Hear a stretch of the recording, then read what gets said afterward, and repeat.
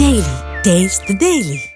ఏలూరు జిల్లా రైతుల్ని కొత్త కష్టాలు వెంటాడుతున్నాయి. గ్రీన్ ఫీల్డ్ హైవే కారణంగా తమ పొలాల్లోకి వెళ్లేందుకు ఇకపై యతనలు తప్పవని అంటున్నారు. ఇంతకీ వారికి వచ్చిన కష్టమేంటి?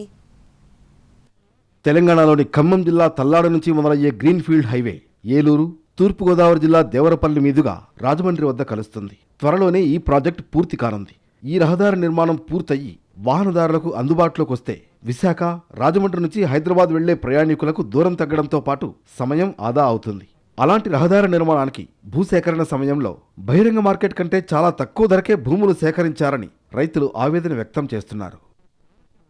గ్రీన్ఫీల్డ్ హైవే భూ నిర్వాసిత రైతుల సమస్యలు పరిష్కరించాలని, సర్వీస్ రోడ్డు నిర్మాణం చేయాలని, పరిహారం పెంచి ఇవ్వాలని, 2013 భూసేకరణ చట్టాన్ని అమలు చేయాలని డిమాండ్ చేస్తున్నారు.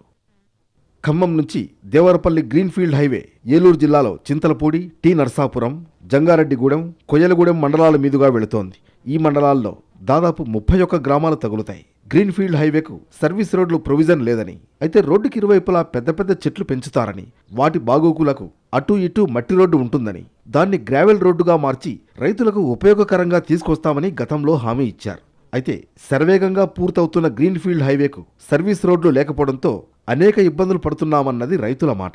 తమ పొలాలకు వెళ్లే మార్గాలు లేక, పంటలు తెచ్చుకునే అవకాశం లేక అవస్థలు ఎదురవుతున్నాయంటున్నారు.